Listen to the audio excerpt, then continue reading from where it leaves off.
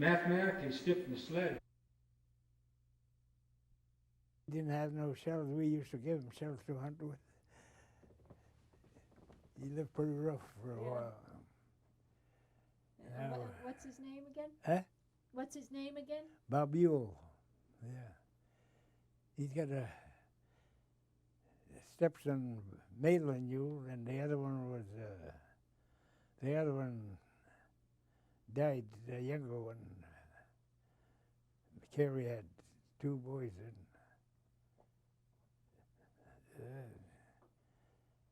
So Bob but- and Carrie. Yeah. Yeah, they've lived out in the country all their life. They got a house right in the hills over there, way down in the hills. You got to climb up the hill to get out winter time. They used to have a cabin up Kobuk Lake when they first started. In summertime, they'd live on the beach over there, just live on fish. Mm-hmm. Oh, seal meat, everything. He can eat anything, that guy. Yeah, he turned Eskimo when he married her. That's that. He fell in love and changed I don't everything. think he had too many cakes in his time.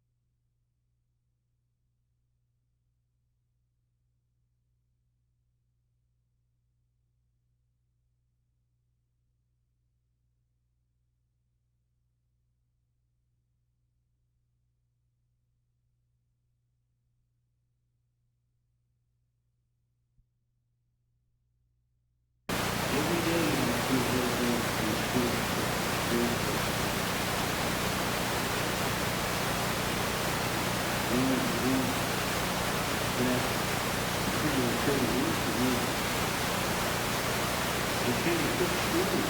Everybody has screw machines. You look in the driveway.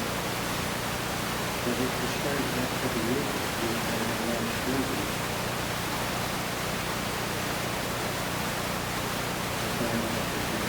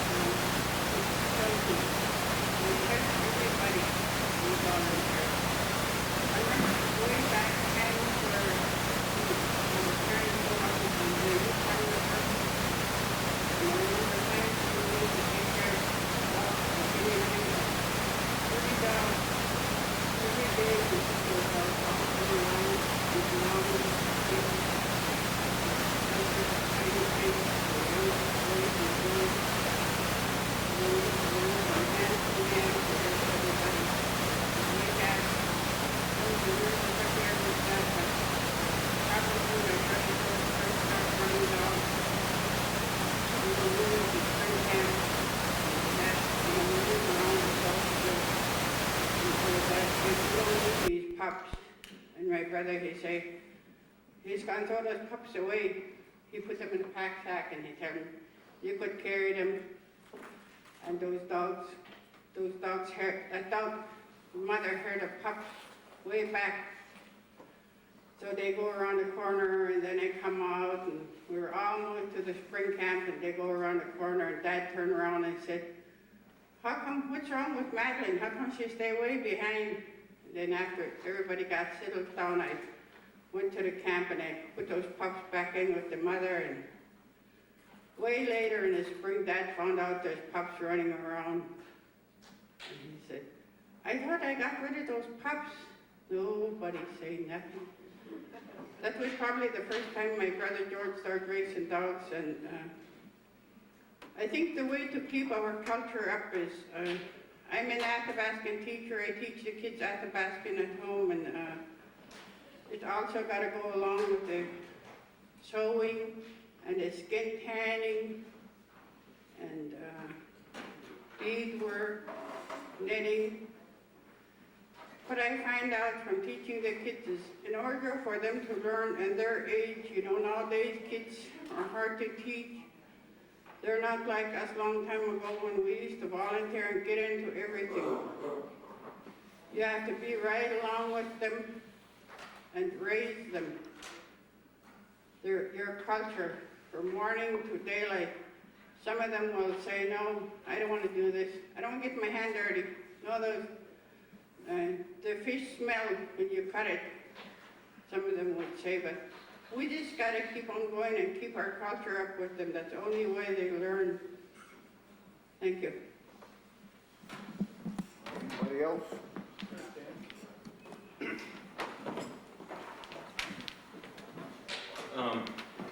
All this talk about new sleds, everybody's kind of talking about, you know, like race sleds and stuff, and, you know, I'll get on a race sled maybe once a year and get terrified, because I ain't used to being on a little 20-something pound sled, but, you know, I use a heavier sled all the time. Even if I'm just driving dogs around town, I'll use my trapping sled, which weighs well over 100 pounds before I put anything in it.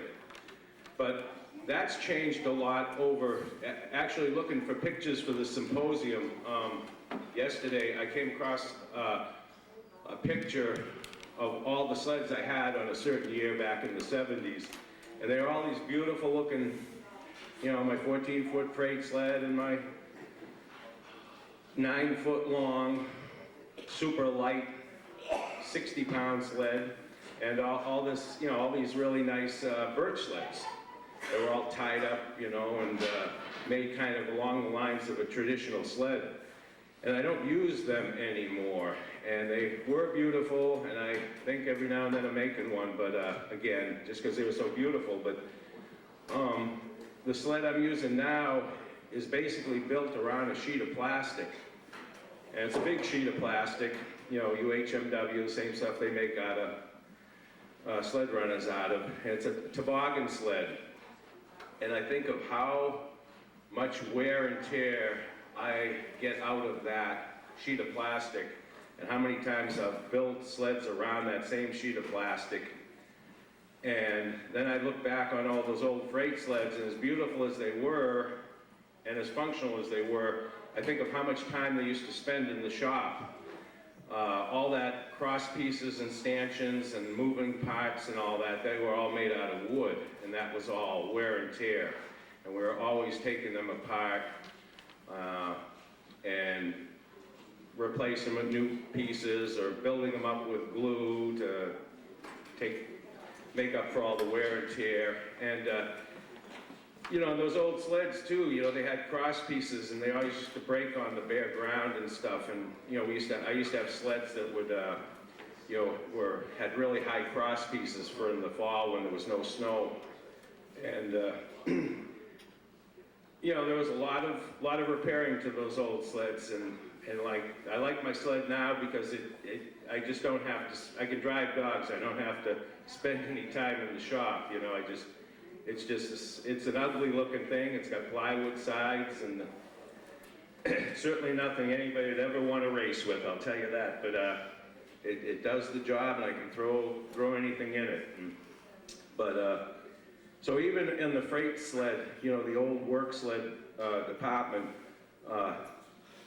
you know, all this new technology is, you know, it's definitely made it easier. Okay, thank you.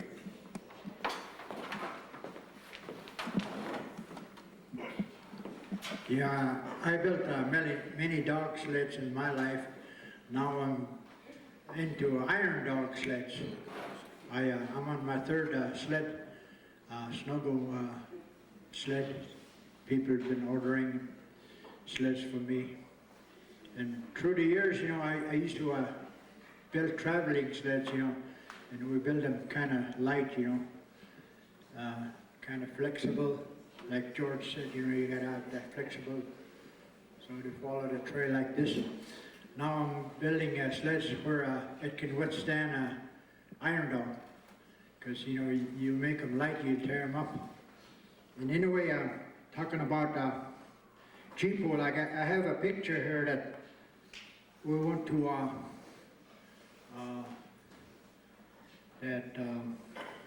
Keheltna Glacier to break for mountain climbers one time, 78. And we had 4 teams. We had 500 pounds apiece on the sled. And the first day we went out, I almost got run over by a train. I lost 2 dogs, bust up my sled. So I only had 8 dogs, and this guy had 12 dogs. And we got that 500 pound and keep going off the trail like this. And I told those guys, you know what, we ought to put the biggest load on the back of the sled, put the lighter one and put a Jeep pole. They said, what's your Jeep pole? I tell them, I'll show you. So I went and cut a spruce tree down, about 15 foot, and I peeled it and put it on the sled, put the lighter sled ahead, and we took off. We had, I think, 18 dogs hooked together. By the time we got going, we never stopped till we got to the end of where we, took us 2 days to get to where we dropped the gear off of those guys. And those guys thought it was amazing, you know, how I figured that out. I tell them, I didn't figure it out. I tell them, this has been done for years. I tell them it's been our generations back. We used the Jeep pole. Past the picture around, you can see the 4th one down where the Jeep pole is, you know. And as far as dog mushing, you know, my dad, first being around dogs, my dad was a mail carrier. And when I was a kid, about 6 years old, our job was to cook for dogs and feed them, you know, put hay under them. And he used to come in with this great big team of 20 dogs. And he had dogs borrowed from a kennel. They called Ben Derrick, had a big kennel down around Whiskey Creek. And he had part wolf dogs, you know, quarter breed wolf. They were big animals. And he said those dogs wouldn't do nothing during the day. But after dark, you can't hold them back, he said. He used to haul 500 pound at a time, 800 pound. And he says, during the day, I've had a heck of a time with them. And he couldn't whip them. He said he tried whipping them, but they just lay down and didn't even holler or nothing. And they can't pass up a stump. There's a stump there, you gotta stop, you know. Boy, he said, after dark, he says, those dogs, you can't hold them. He says, we just all together a different team. Anyway, through the years, we had a family of about 10 in the family, and we only had about 8 or 9 dogs in the family, so we got to go to Christmas from camp, you know, like 20 miles, we got to go into town. So we take off on the snowshoes, 3 of our brothers, we take off on the snowshoes about 5 o'clock in the morning. There's no room on the sled for us, you know, so they tell us we got to walk. We start running and walking. Less than 5 hours, we're in town already, ahead of my dad and them. And we became all good runners, you know, training like in snowshoes, you know. Anyway, by the time my mom and dad and them little ones came, we already had hot water going and dog feed cooked already. So that's the way, later on in the years, my late brother-in-law started racing in Anchorage, Raymond. And we had some pretty fair dogs that we didn't think it was racing dogs. It was reject dogs, you know. People gave us 4 dogs one time, 4 pups, we reject, you know. They tried them out and they wouldn't work. So they gave them to Raymond, and Raymond didn't like them, so he gave them back to us, you know. We kept them. By the time Raymond started racing in Anchorage race, he tried them out again. They were their #1 team. He had in 54 and 55, you know. George drove some of those dogs. You didn't even have to tell them nothing. They just knew what they were doing. Just like putting a truck in a gear, they'll go. If you want them, something out of them. That's the kind of dogs they were. They were reject dogs, you know. Thank you.